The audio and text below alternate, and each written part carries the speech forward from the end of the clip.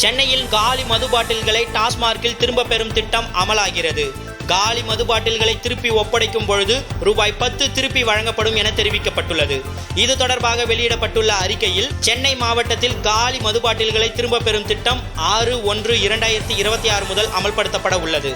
வாடிக்கையாளர்கள் மது அருந்திவிட்டு காலி மது பாட்டில்களை பொதுவெளியில் வீசுவதை தவிர்க்கும் பொருட்டு அவற்றை மதுபான கடைகளிலேயே திரும்ப பெறும் திட்டத்தின்படி மது பாட்டில்களை வாங்கும் பொழுது மது பாட்டில் ஒன்றுக்கு ரூபாய் 10 கூடுதலாக பெற்று மது அருந்திவிட்டு காலி மது பாட்டில்களை திரும்ப அதே மதுபான விற்பனை கடையில் ஒப்படைக்கும் பொழுது ஏற்கனவே செலுத்திய ரூபாய் 10 திரும்பி பெற்றுக்கொள்ளலாம். இத்திட்டத்தின் நோக்கம் காலி மது பாட்டில்களை பொதுவெளியில் வீசி சுற்றுச்சூழல் மாசாவதை தடுப்பதற்காக என்று அரசு தெரிவித்துள்ளது. பாத்தியா, கொஞ்சம் ஏறின உடனே என்ன பேச்சு ஓடுது பாரு. இங்க வந்தா எல்லாருமே